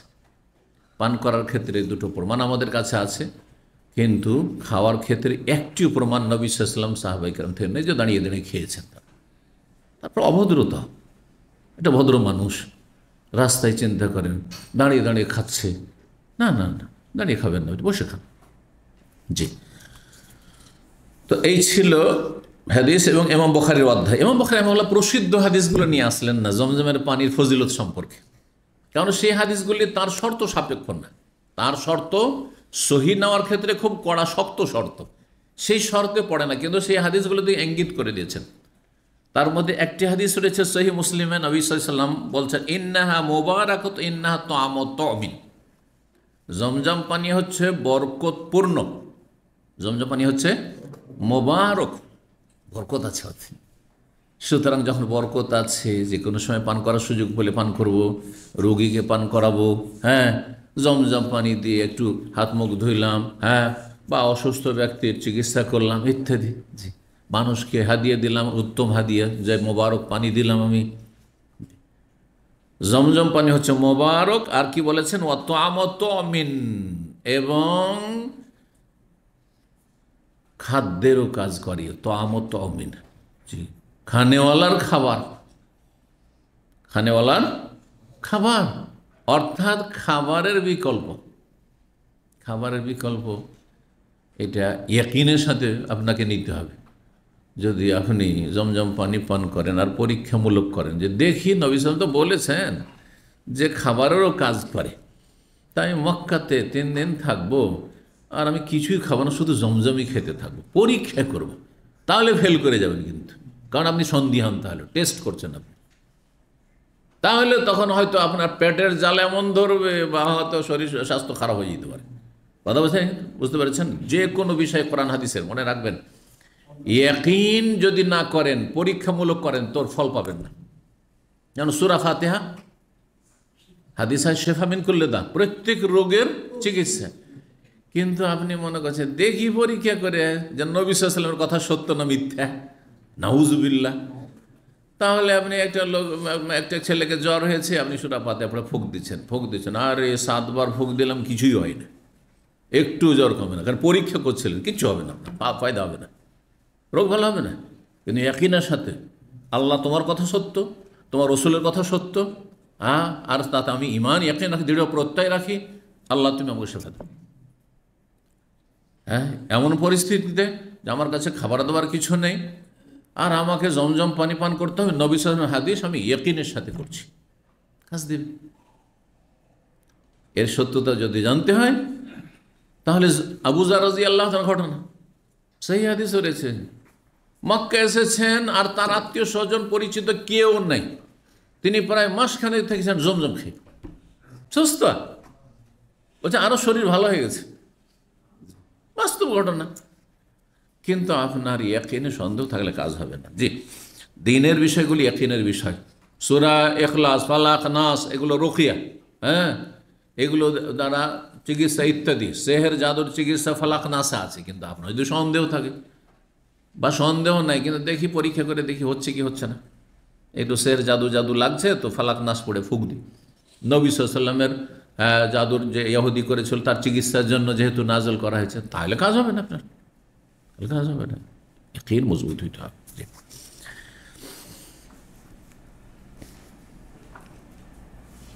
আরেকটি হাদিস রয়েছে, কে বলতে পারে? এখানে তো তমিন আসলো, কিন্তু ইমাম আবু দাউদ তায়ালিসি অতিরিক্ত সহিহ মুসলিমের হাদিস এতটুকু যে জমজম হচ্ছে মোবারক আর এটা হচ্ছে খানেওয়ালার খাবার, মানে খাবারের কাজ করে, খাদ্যের কাজ করে, খাদ্যের বিকল্প, এতটুকু রয়েছে। কিন্তু ইমাম আবু দাউদ তায়ালিসি তার মুসনাদ তায়ালিসিতে নিয়ে এসেছেন এই হাদিসটি, ইন্নাহা মুবারাকাতুন ওয়া তা'আমুত মিন শিফাউ সুকমিন, রোগীর তাতে চিকিৎসা রয়েছে, রোগীর চিকিৎসা। তাহলে এটা অতিরিক্ত জানলাম, রোগ ভালো হয় এতে। আর একটি হাদিস বলি, ইবনে মাজায় রয়েছে, হাদিসটি সহিহ, আল্লামা আলবানী সহিহ বলেছেন সিলসিলা সহিহতে, তারপরে সহিহুল জামেতে, প্রসিদ্ধ হাদিস। কে বলতে পারে এই হাদিসটি? বাংলায় বলেন, তরজমা অনুবাদ। জমজম যে উদ্দেশ্যে পান করবেন সেটাই হাসিল হবে, শোনেননি? মাও জমজম লেমা শরিবা লাহু, মাও জমজম লেমা শরিবা লাহু, জমজম পানি যেই কাজে পান করবে সেই কাজ হবে। তাহলে বোঝা গেল যে জমজম পানি কেউ যদি খাবারের নিয়তে, আল্লাহ এটা আমার খাবার, আর কিছু নেই আমার কাছে, কাজ দেবে। আল্লাহ আমি অসুস্থ হয়েছি আর আমার ওষুধ কেনার পয়সাও নেই আর আমি ওষুধ কিনবো না, হ্যাঁ ভালো হবে। বাস্তব অভিজ্ঞতার কথা না বললে হবে না। আমি ওষুধ ব্যবহার করি, কিন্তু কোনো পরিস্থিতিতে আমার এরকম হয়েছিল। প্রথমবার আমি মক্কাতুল মুকাররম মদিনা ইউনিভার্সিটি এসেছি আর তার 1-1.5 মাস পরেই গ্রুপ আপনার ট্যুর, মানে মদিনা ছাত্রদেরকে, নতুন ছাত্রদেরকে একবার অন্তত নিয়ে যায় বা একাধিকবার নিয়ে যায়। তো প্রথমবার, জীবনের প্রথম আল্লাহর ঘর, 1989। আর আমার দেশ থেকে সফরে যখন আমি, তখনই আমার একটা ফোড়া উঠে গেছে, এখানে ব্যথাও করছে খুব। এই অসুস্থ নিয়ে আমি কিন্তু ফ্লাইটে এসেছি। এক ডাকাত ডাক্তার, এক ডাকাত চোর ডাক্তারে আমাকে এই ফোড়াটার জন্য দিল্লিতে ওষুধ দিয়েছিল, 100 টাকা সে যুগ দিয়েছিল। 89 100 টাকার ওষুধ, 5 টাকার ওষুধে ভালো হইতো। কত বড় ডাকাত তাহলে! আল্লাহ এদের যেন বরকত না দেয়। এইরকম ডাকাত ডাক্তার যারা চিকিৎসক, তাদের যেন আল্লাহ লা বারাকাল্লাহু ফি, আল্লাহ বরকত না দেয়। কথা বুঝতে পেরেছেন? কত মানুষকে জবাই করছে সেই আবেগে। আমি সফরে যাব আর সফরে আছি, এত দূরের সফর, গিয়েছি, মনে করছি যে হয়তো 2-10 টাকা নেবে, 100 টাকা বিল। অপরিচিত মানুষ, জীবনে প্রথম দিল্লি এসেছি, কিছুই জানি না, রাস্তাঘাট কিছু তো জানি না, যাক দিলাম, কষ্টেই দিলাম 100 টাকা। তখন আমার কাছে অনেক কিছু ছিল।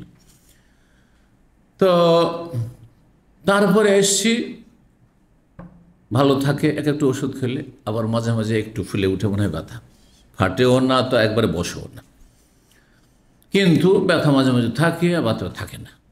হঠাৎ আবার মক্কা সফরে গেছি, আবার দেখি ব্যথা শুরু হয়ে গেছে। আমি শিক্ষার জন্য ঘটনাগুলি বলছি, শিক্ষামূলক ঘটনা ছাড়া আমি এমনি বলি না, যদিও সময় নিচ্ছে এতে। তো যাওয়ার পরে মক্কাতে তখনকার যুগে তো কোনো ক্লিনিক না, হাসপাতাল, গেলে হাসপাতাল যেত, সরকারি হাসপাতাল যেতাম, কি কিছুই তো চিনি না মক্কার, প্রথম জীবনে। আল্লাহর ঘরে এসেছি, জমজম পানি, কূপের কাছে তখন নামা যেত, জমজম কূপের কাছে সিঁড়ি দিয়ে। কেউ নেমেছেন ওই জায়গায়? নেমেছেন? কে নেমেছেন? মাশাআল্লাহ, 2-4 জন নেমেছেন।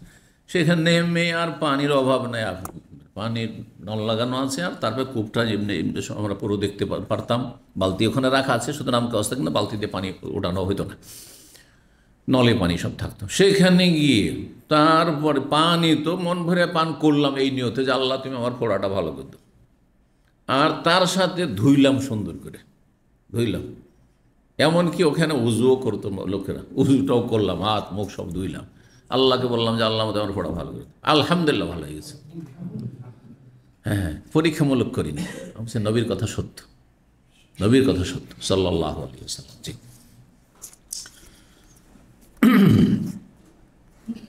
নবী সাল্লাল্লাহু দাঁড়িয়ে পান করেছেন। আসেম বলছেন ফাহালাফা ইকরামা, ইকরামা কসম করে বলছেন মা কানা ইয়াউমাইজ ইল্লা আলা বাইর, মানে এই ইকরামা অস্বীকার করছেন নবী সাল্লাল্লাহু আলাইহি ওয়াসাল্লাম জমজম পানি দাঁড় হয়ে বা দাঁড়িয়ে পান করাকে অস্বীকার করছে। বলছেন যে এটা কি করা হয়? নবী সাল্লাল্লাহু তো উটের পিঠে বসেছিলেন, তো উটের পিঠে বসে তাহলে দাঁড়ানো কি করে হইতে পারে?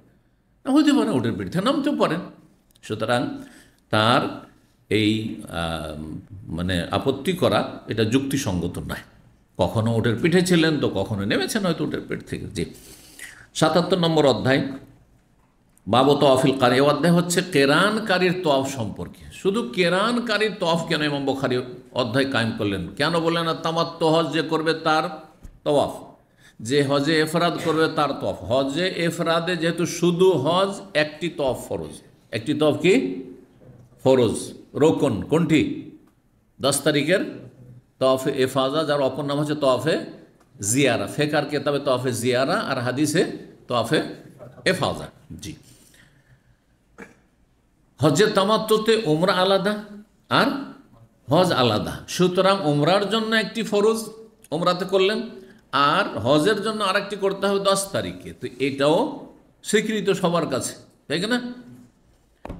এফরাদে শুধু একটি, যেহেতু শুধু হজ করছেন একটি ফরজ হলো, আর তামাত্তুতে যেহেতু সেবারের সেজন্য দুইটি সবার কাছে। হানাফি, শাফি, মালিকি, হাম্বলি, আহলে হাদিস সবার কাছেই দুইটি তাওয়াফ ফরজ, একটি উমরার আর একটি হজের। কিন্তু কেরানে যেহেতু নিয়ত কি হয় দুটাতে একসাথে, মিকাত থেকে লাব্বাইক উমরাতান ওয়া হাজ্জান, আল্লাহ উমরা হজ একসাথে নিয়ে চলছি, হাজির হয়েছি, একসাথে দুটো একাকার হয়ে গেছে, আলাদা আলাদা দেখাইতে পারছেন না। তাহলে যখন একসাথে হয়ে গেল, তাহলে এখানে মাসলা কিছু ভিন্ন হবে না? হবে না, স্বাভাবিক। অধিকাংশ ওলামারা বলছেন যে এখানে মাসলায় পার্থক্য আছে। যদিও ওমরার নেকি পেলেন আর হজ করলেন, কিন্তু ওমরা সেপারেট হইল না, ঠিক না? যখন সেপারেট নয়, তাহলে প্রথম যখন মক্কায় গেলেন, মক্কায় গিয়ে আপনার সুযোগ সুবিধা হলে অবশ্যই একটি তওয়াফ করবেন, কিন্তু তওয়াফটি সুন্নাত, তওয়াফটি হচ্ছে সুন্নাত, কারণ আলাদা করে ওমরা তওয়াফ সুন্নাত। জি, আর 10 তারিখের যে তওয়াফ সেটি হচ্ছে ফরজ তওয়াফ, যেই একটি তওয়াফ হজের জন্য যথেষ্ট আর ওমরার জন্য যথেষ্ট, দুটোকে যেহেতু একাকার করে দিয়েছেন। যেমন এই পানিতে চিনি মিলিয়ে দিয়ে কি করে দিয়েছেন, শরবত বা রুহ আফজা মিলিয়ে শরবত, রুহ আফজা শরবত বানিয়ে দিয়েছেন, বোঝা গেছে? হ্যাঁ, লাবান বা দুধ দিয়ে দিয়ে আর কিছু বানিয়ে ফেলেছেন, ঠিক না? ওই রকমই একাকার করে দিয়েছেন। সুতরাং একটি তওয়াফ ফরজ শাফি, মালিকি, হাম্বলি, আহলে হাদিসদের কাছে, মুহাদ্দিসিনদের কাছে। বখাত হানাফি মযহাবে এখানে ভিন্ন মত।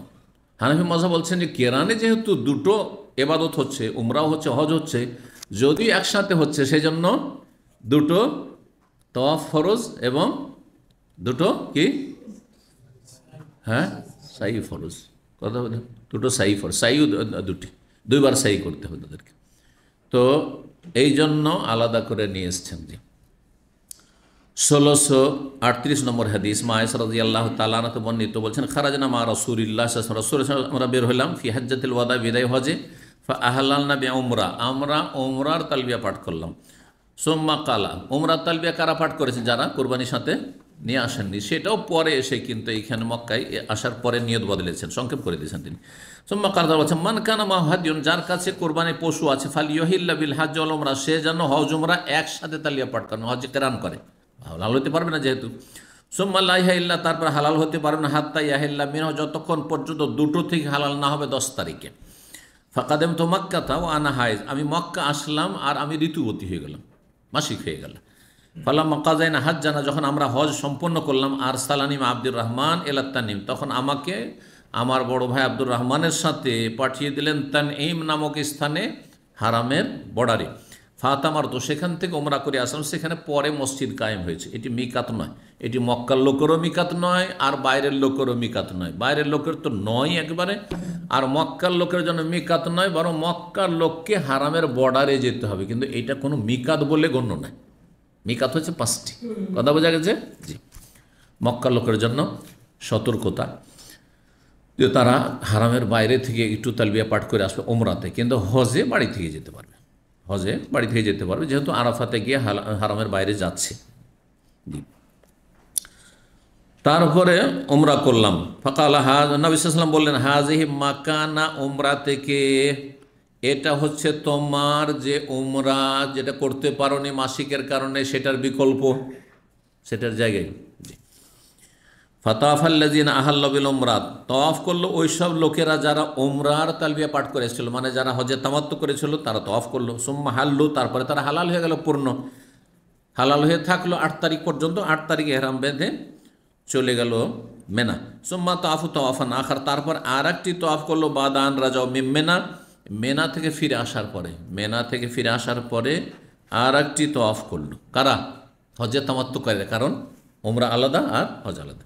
ওয়াম্মাল্লাযিনা জামাউ বাইনাল হজ ওয়াল উমরা, পক্ষান্তরে যারা হজ উমরা জমা করেছিল, একত্রিত করেছিল, মানে হজ্জে কেরান করেছিল, তাফু তাওয়াফান ওয়াহিদা, তারা একটি তওয়াফ করেছে, তাহলে তাদের একটি তওয়াফ ফরজ, একটি সাই ফরজ। কিন্তু হানাফি মাযহাবে আরেকটি হাদিস রয়েছে, জয়ীফ হাদিস, যে 2 তওয়াফ করতে হবে, 2 সাই করতে হবে। তারা আমল করে এই সহি হাদিসের উপর তাদের আমল নেই। জি। 1639 নম্বর হাদিস, ইবনে ওমর রাদিয়াল্লাহু তাআলা আনহু হতে বর্ণিত, তিনি বলেছেন, দাখালা ইবনুহু আব্দুল্লাহ ইবনে আব্দুল্লাহ, তার ছেলে আব্দুল্লাহ ইবনে আব্দুল্লাহ, মানে আব্দুল্লাহ বিন ওমরের ছেলের নামও আব্দুল্লাহ ছিল। তাহলে বাপ বেটার নাম আরবদের মধ্যে তখন কি হইতো? একই হইতো, কোনো আইবের কথা ছিল না। কিন্তু আমাদের দেশে গোটা বংশে তো চলবেই না, আর গ্রামে থাকলেও চলবে না, ঠিক না? কাউকে চেনে বন্ধু বান্ধবের অমুকার ছেলে মেয়ের নাম এই আছে, তাও চলবে না।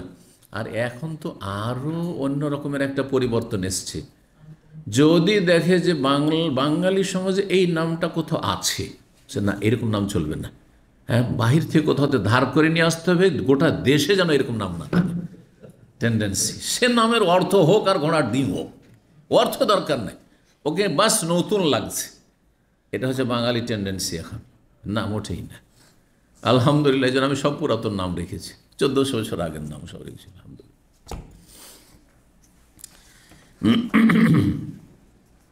তো বলছেন ওয়াজাহরুহু ফিদ্দারে, অর্থাৎ তার বাহন তার বাড়িতে প্রস্তুত ছিল হজের সফরে বের হওয়ার জন্য।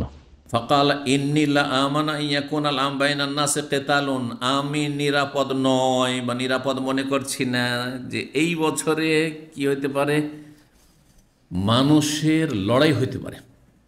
এই বছরে মক্কায় লড়াই সংগঠিত হইতে পারে, হজে নিরাপত্তা হয়তো থাকবে না, ওই রকমের একটা পরিস্থিতি হয়েছিল লড়াইয়ের। তাহলে বড় একটা ইতিহাসের দিকে এখানে সংক্ষেপে ইঙ্গিত করা হয়েছে। আব্দুল্লাহ বিন জুবাইর রাদিয়াল্লাহু তাআলা আনহু, বাবাটা যেহেতু সাহাবী, আবু বকর সিদ্দিক রাদিয়াল্লাহু তাআলা আনহুর বড় মেয়ের ছেলে আব্দুল্লাহ বিন জুবাইর, জি, তিনি মক্কায় খলিফা হয়েছেন কয়েক বছরের জন্য।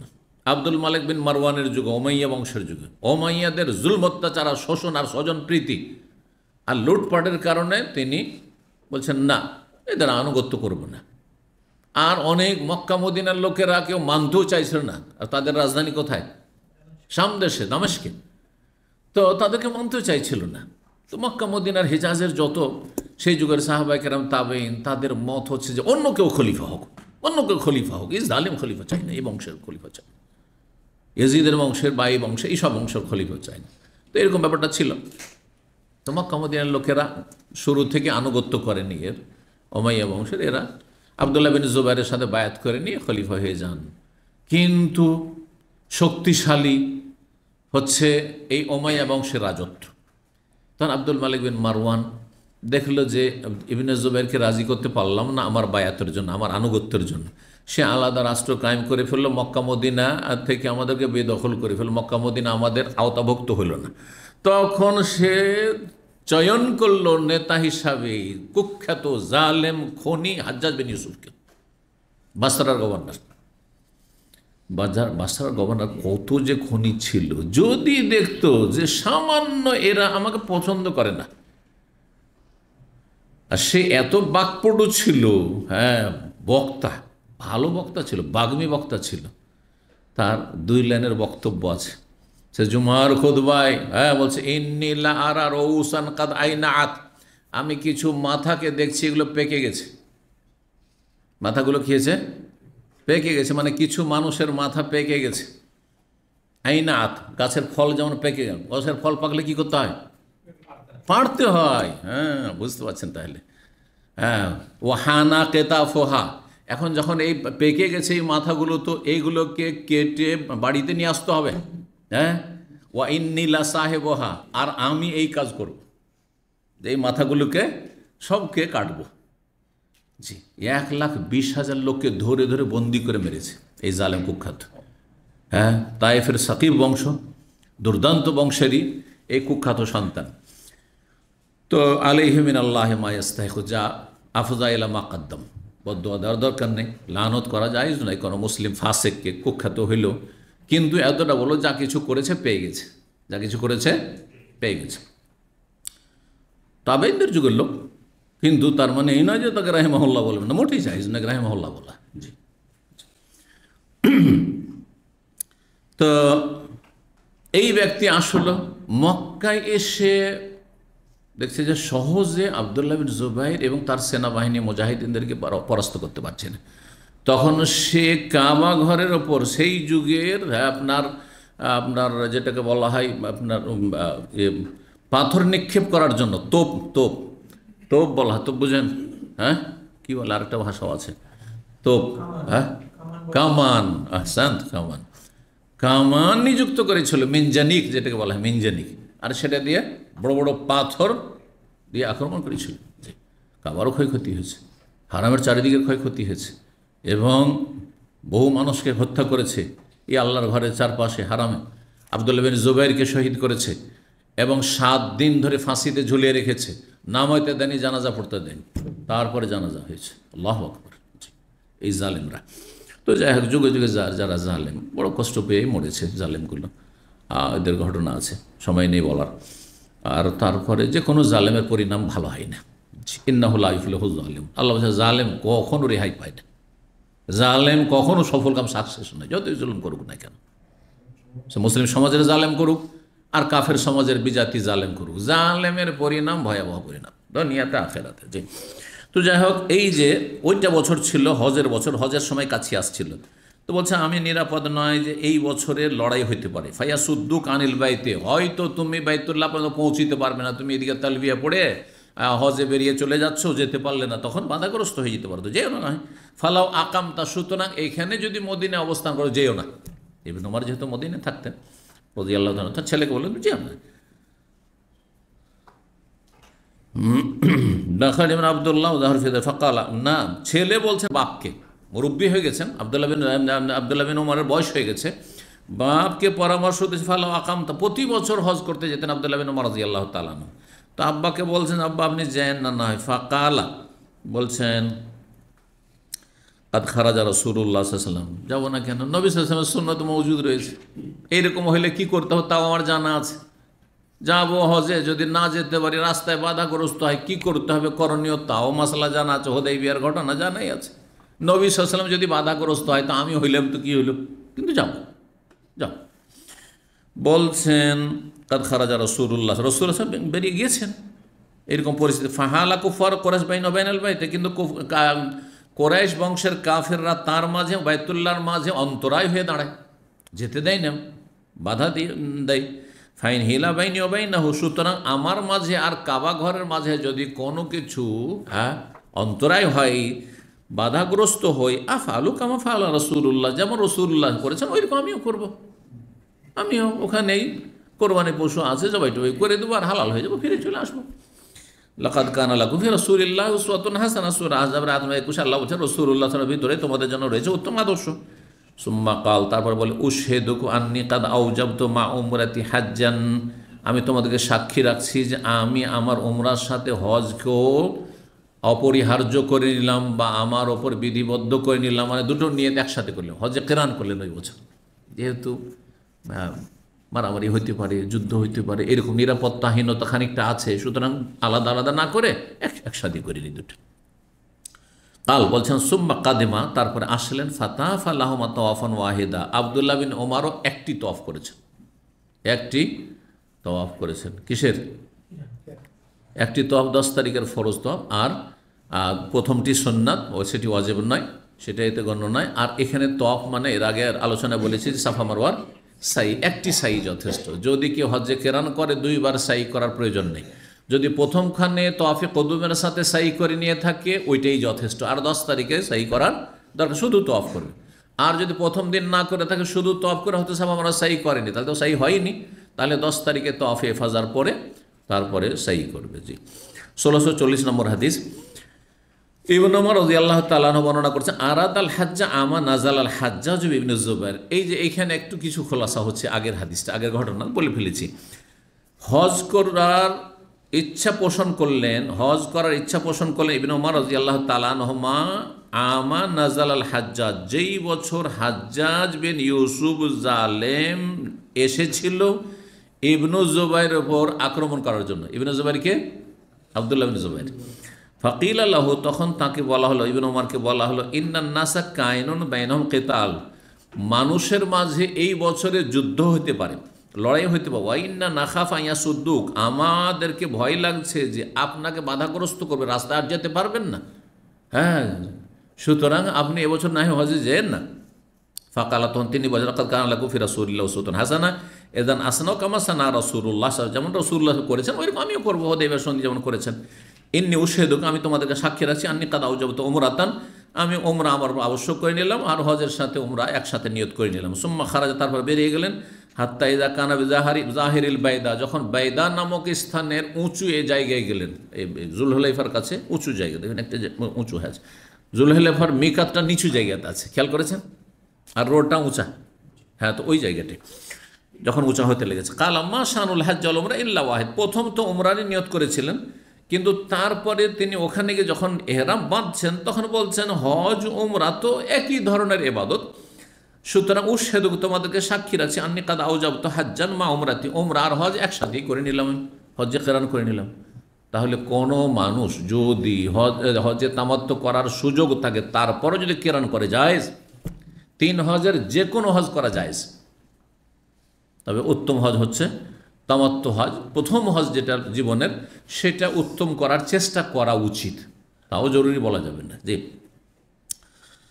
তো বলছেন যে তারপরে ওয়াহাদাহাদিয়ান, আর তারপরে কুরবানি জবাই করলেন। ইশতারাহু বিকুদাইদ, কুদাইদ নামক স্থানে তিনি খরিদ করেছিলেন। ওয়ালাম ইয়াজিদ আলা যালিক, এর বেশি কিছু করেননি। ফালাম ইয়ানহার, তিনি জবাই করেননি। ওয়ালাম ইয়াহিল হালাল হানি মিন শাইইন হারামা মিনহু, যা কিছু এহরাম অবস্থায় তিনি থাকলেন, কারণ হজে কেরানি নিয়ত করেছেন। ওয়ালাম ইয়াহলিক, মাথা মুন্ডন করেননি। ওয়ালাম ইউকাসসির, মাথার চুলও ছোট করেন। হাত্তা কানা ইয়াউমুন নাহর, কুরবানির দিন পর্যন্ত, কুরবানির দিন পর্যন্ত।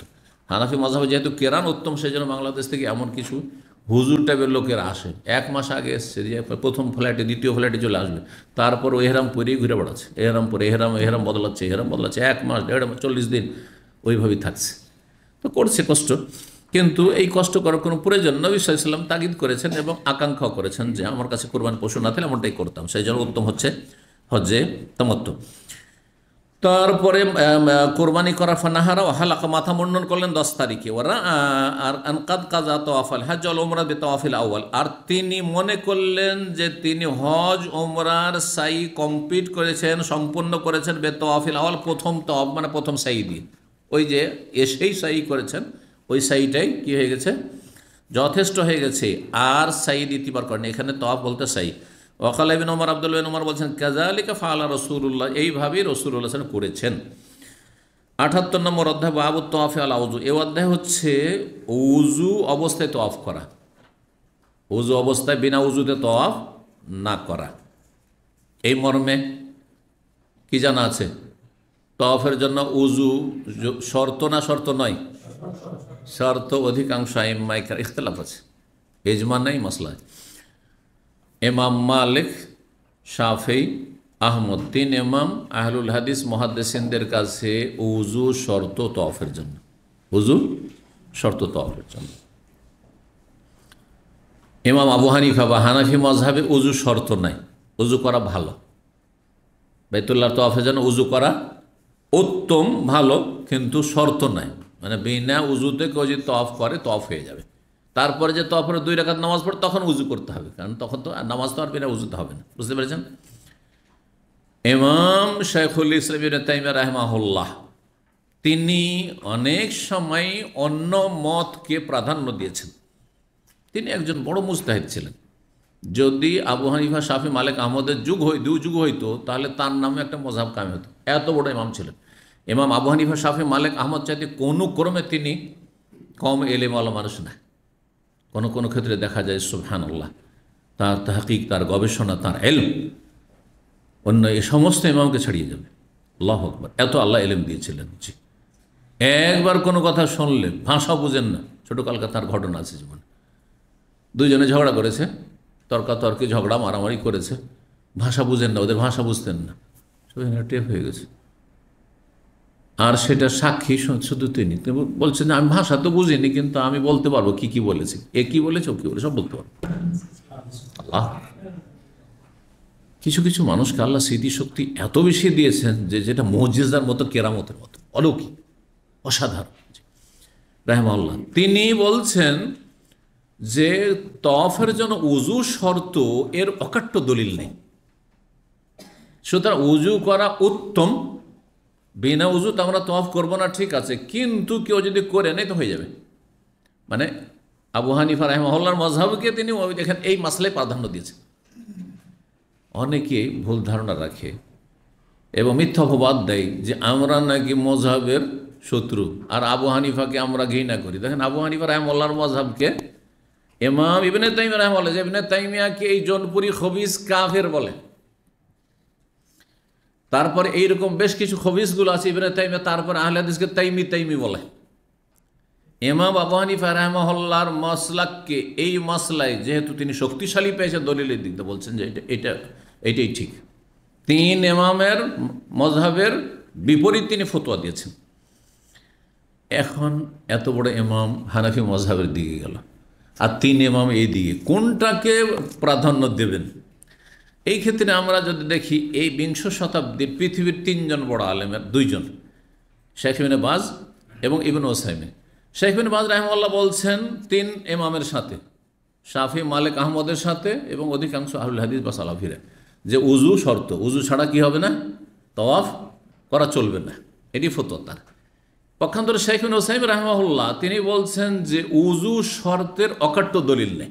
তিনি সমর্থন করছেন ইবনে তাইমিয়ার মতকে আর হানাফি মযহাবকে এই ক্ষেত্রে। আর গতকালকে আমি বলেছি একটি কথা কার মনে আছে, আসল হচ্ছে যে আমরা উযু করেই করব, কিন্তু কেউ যদি ভিড় ভাড়ের পরিস্থিতিতে পড়ে যায়, রমজান মাসের ভিড়ে, হজের ভিড়ে, তওয়াফ শেষ হতে যাচ্ছিল, এই না যে তওয়াফের শুরুতে বিনা উযুতে ঢুকবে, বিনা উযুতে ঢুকতে বলবো না, উযু করে ঢুকেন, কিন্তু 1 চক্র 2 চক্র বাকি আছে হয়তো, আর সেই সময় উযু নষ্ট হয়ে গেল, হাওয়া খারিজ হয়ে গেল, বলবেন যে যাও উযু করে এসো।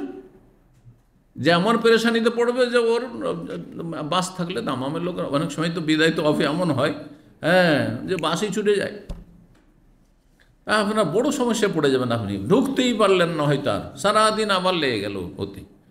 তো ইসলাম তো এত মুশকিল নাই, দলিলের ভিত্তিতে আপনাকে মুশকিল করতে হবে। দলিল না থাকলে কেন মুশকিল করবেন? আর দলিল শুধু কি আত-তাওয়াফ বিল বাইতি সলাতুন, কালকে শুনিয়েছি হাদিস, বাইতুল্লাহ তওয়াফ হচ্ছে নামাজের মতো। তো নামাজের মতো সব দিক থেকে তো না, নামাজের মতো নেকির দিক থেকে, হ্যাঁ, নামাজের মতো আপনার খুশু খুজুর দিক থেকে, নামাজ যেমন খুশু খুজু করে আপনি একগ্রতার সাথে আপনি নামাজ পড়েন, তেমনই তওয়াফটা খেলাধুলা নয় যে আপনার মোবাইলে সেলফি চলছে, ছবি উঠাচ্ছেন এদিক সেদিক, না না না না, এগুলো খেলতামাশা করতে গেছেন, কিসের ইবাদত করতে এসছেন? দুনিয়াদাররা এগুলো করে, কোনো ইবাদত করনে ওয়ালা ভালো মানুষ এগুলো করতে যাবে না। জি, তো কিন্তু তাহারাত পবিত্রতার জন্য একটিও কোনো দলিল নেই। আচ্ছা, এত সাহাবাই কেরামগণ নবী সাল্লাল্লাহু আলাইহি ওয়াসাল্লামের সাথে তওয়াফ করেছেন, নবী সাল্লাল্লাহু বিষয়টা ক্লিয়ার করে দিতেন না যদি শক্তভাবে শর্ত থাকতো যে বিনা উযুতে যেমন নামাজ হবে না, স্পষ্ট হাদিস আছে না নেই? কিন্তু বিনা উযুতে তওয়াফ হবে না, একটি হাদিস আছে? একটি হাদিস নেই। সেই জন্য হানাফি মযহাবের ফতোয়া এই ক্ষেত্রে এবং ইবনে তাইমিয়ার ফতোয়া আর ইবনে উসাইমিনের ফতোয়া সেটাই বেশি শক্তিশালী। বুঝতে পেরেছেন? ইমাম বুখারী রাহিমাহুল্লাহ এখানে নবী সাল্লাল্লাহু আলাইহি ওয়াসাল্লাম উযু করেছেন হাদিসটি নিয়েছেন। উযু করেছেন তো উযু তো নবী সবসময় উযুতে থাকার চেষ্টা করতেন। বোঝা গেছে কিনা? জি। সুতরাং এটি আবশ্যক ফরজ হওয়ার শর্ত হওয়ার দলিল নয়, উত্তমের দলিল অবশ্যই। জি। 1641 নম্বর হাদিস বর্ণনা করছেন, এই হাদিস দিয়ে শেষ হবে ইনশাআল্লাহ। মুহাম্মদ বিন আব্দুর রহমান বিন নাওফল কুরাইশী আন্নাহু সাআলা উরওয়া বিন জুবাইরকে জিজ্ঞেস করছেন। এই যে জুবাইর রাদিয়াল্লাহু তাআলা আনহুর ছেলে আব্দুল্লাহ যে খলিফা, মক্কার খলিফা, আর তার ছোট ভাই উরওয়া বড় ইমাম ফাকিহ ছিলেন। কালা কাদ হাজ্জা রাসূলুল্লাহ সাল্লাল্লাহু আলাইহি ওয়াসাল্লাম, রাসূলুল্লাহ হজ করেছেন। ফা আখবারাতনি আয়েশা রাদিয়াল্লাহু আনহা, আয়েশা রাদিয়াল্লাহু আমাকে জানিয়েছেন, তার খালা বোনের ছেলেকে জানিয়েছেন, আন্না আউওয়ালা শাইইন বাদা বিহি, নবী সাল্লাল্লাহু আলাইহি ওয়াসাল্লাম সর্বপ্রথম যে কাজটি শুরু করেছেন হিনা কাদেমা, মক্কা এসে, সেটা ইন্নাহু তাওয়াদ্দা বা আন্নাহু তাওয়াদ্দা, উযু করেছেন। মক্কা এসে কি করেছেন? উযু করেছেন। সুম্মা তাফা বিল বাইত, বাইতুল্লাহর তাওয়াফ করেছেন। সুম্মা লাম তাকুন উমরা, তারপরে আলাদা উমরা করেননি, কারণ নবী সাল্লাল্লাহু আলাইহি ওয়াসাল্লাম ওই কি ছিল, হজে কেরান ছিল, মানে চুল ছোট করেননি বা মাথা মনে করেননি। সুম্মা হাজ্জা আবু বকর রাদিয়াল্লাহু তাআলা হজ করেছেন। ফাকানা আউওয়ালা শাইইন বাদাবে, সর্বপ্রথম যে কাজটি শুরু করেছেন বাইতুল্লাহর তাওয়াফ। সুম্মা লাম তাকুন উমরা, আর তারপর উমরা আলাদা করেন, তিনি হজে কেরান করেছেন। সুম্মা ওমর রাদিয়াল্লাহু তাআলা আসেন মিসলে যালিক, এইরকমই করেছেন, মানে হজে কেরান করেছেন। সুম্মা হাজ্জা উসমান রাদিয়াল্লাহু হজ করেছেন। ফারাআইতুহু, তাকে দেখেছি, আন আউওয়ালু শাইইন বাদাবে, সর্বপ্রথম যে কাজটি শুরু করেছেন আত-তাওয়াফু বিল বাইত, বাইতুল্লাহর তাওয়াফ। সুম্মা লাম তাকুন উমরা, তারপরে উমরা করেননি, মানে তিনি সুম্মা লাম তাকুন, তারপরে তিনি সেটি উমরা হয়নি, মানে উমরা শেষ করেননি, একসাথে হজে কেরান করেছেন। সুম্মা মুআবিয়া, তারপরে মুআবিয়া এসেছেন, আব্দুল্লাহ বিন ওমর এসেছেন। সুম্মা হাজাজতু মা ইবনে জুবাইর, তারপরে আব্দুল্লাহ বিন জুবাইরের সাথে হজ করেছি তিনি যখন খলিফা। ফাকান আউওয়ালা শাইইন বাদা বিহি, সর্বপ্রথম যে কাজটি দিয়ে শুরু করে তাওয়াফুল বাইত, বাইতুল্লাহ তাওয়াফ করেছে। সুম্মা লাম তাকুন উমরা, তারপরে সেটি উমরা হয়নি, মানে উমরা কমপ্লিট আলাদা করে করেননি, একসাথে হজে কেরান করেছেন। সুম্মা রাআইতুল মুহাজিরিন ওয়াল আনসার, মুহাজির আনসারকে দেখেছি ইয়াফআলুনা যালিকা, এরকম করতে দেখেছি। সুম্মা লাম তাকুন উমরা আলাদা। সুম্মা আখিরু মান রাআইতু ফাআলা যালিকা ইবনে ওমর, সর্বশেষ দেখেছি আব্দুল্লাহ বিন ওমর রাদিয়াল্লাহু তাআলা আনহুকে। সুম্মা লাম ইয়ানকুযহা উমরাতান, উমরা আলাদা করে ভেঙে দেননি, মানে একসাথে হজে কেরান করেছেন। ওয়া হাযা ইবনে ওমর ইনদাহুম, ইবনে ওমর তাদের কাছে মওজুদ রয়েছে। ফালা ইয়াসআলুনাহু ওয়ালা আহাদান মিম্মান মাযা, তাকেও জিজ্ঞাসা করছেন না, আর তার আগে যারা চলে গেছে তাদের কাউকে জিজ্ঞাসা করছে। মা কানু ইয়াবদাউনা বিশাইইন হিনা ইয়াদাউনা আকদাহুম মিনাত তাওয়াফি বিল বাইতি সুম্মা লা ইয়াহিল্লুন, তারা যখন প্রথম কদম রাখতেন মক্কায়, আর তারা কে মা কানু ইয়াবদাউনা বিশাইইন, অন্য কোনো কিছু দিয়ে শুরু করতেন না, বরং বাইতুল্লাহর তাওয়াফ দিয়ে শুরু করতেন। প্রথম কাজ বাইতুল্লাহর তাওয়াফ করেন। সুম্মা লা ইয়াহিল্লুন, তারপর তারা হালাল হতেন না, মানে হজে কেরানে থেকেতেন। ওয়াকাদ রাআইতু উম্মি ওয়া খালাতি হিনা তাকদুমান, বলছেন আমি আমার মাকে দেখেছি, উরওয়ার মাকে আসমা, এবং খালাকে দেখেছি, খালাকে আয়েশা রাদিয়াল্লাহু আনহা, হিনা তাকদমান, যখন তার আসতেন মক্কায়। লা তাবতাদিআন বিশাইইন আউওয়ালা মিনাল বাইতি, অন্য কোনো কিছু দিয়ে শুরু করতেন না বাইতুল্লাহ। প্রথম কি করতেন? তাতুফানে, তাওয়াফ করতেন বেহি বাইতুল্লাহ। সুম্মা ইন্নাহুম লা তাহিল্লান, তারপরে তারা হালাল হতেন, মানে হজে কেরান করতেন। হজে কেরান একটু সুবিধা হালকা করেছেন, কিন্তু নবী সাল্লাল্লাহু আলাইহি ওয়াসাল্লামের সাথে সাহাবায়ে কেরামগণ যাদের কাছে কোরবানি পর্যন্ত সবাই হজে তামাত্তু করেছেন। ওয়াকাদ আখবারাতনি উম্মি, আর আমার মা আমাকে জানিয়েছেন, আন্নাহা আহাল্লাত হিয়া ওয়া উখতুহা, তিনি ইহরাম করে বেঁধেছেন এবং তার বোন, ও জুবাইর ও ফুলান অমুক অমুক আত্মীয় স্বজন উমরার, তার মানে তারা হজ্জে তামাত্তু করেছেন। ফাল্লাম মাসাহ রুকনা হাল্লু, তারপরে তারা যখন রুকনে ইয়ামানি ছুঁয়েছেন, বা রুকনে ইয়ামানি ছোঁয়া, তার সাথে এটা হচ্ছে রুকনে হাজার আসওয়াদ, হাজরে আসওয়াদ যখন ছুঁয়েছেন বা চুমা দিয়েছেন, হাল্লু, তারপরে হালাল হয়েছেন। এই হাদিসের আগে এসছে, আর বলেছি যে খুব সংক্ষেপে আছে। এখানে উদ্দেশ্য হচ্ছে যে আসল কাজ হচ্ছে বাইতুল্লাহর তাওয়াফ করা, আর সপ্তম চক্করে এসে কি করেছেন? হাজরে আসওয়াদ ছুঁয়েছেন। আর তারপরে সাফা মারওয়া সাইটা তারই যেহেতু তাবে, সেই জন্য এখানে উল্লেখ করা হয়নি। সাফা মারওয়া সাই ছাড়া তো হালাল হতে পারবে না, সাফা মারওয়া সাই করেছেন, আর তারপরে হালাল হয়েছেন, মানে চুল কেটেছেন, তারপরে চুল কেটে হালাল হয়েছেন। এখানে আজকের আলোচনা শেষ করছি। ওয়া জাযাকুমুল্লাহু খাইরান ওয়া সাল্লাল্লাহু আলা মুহাম্মদ ওয়া আলা আলিহি ওয়া সাহবিহি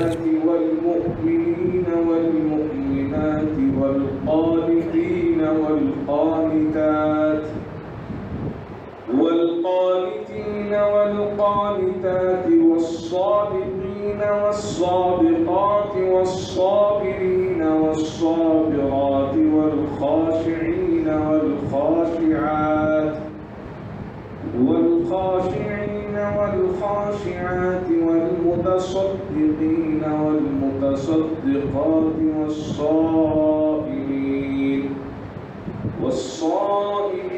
والصائمات والحافظين فروجهم والحافظات والذاكرين الله كثيرا والذاكرات أعد الله لهم مغفرة وأجرا عظيما.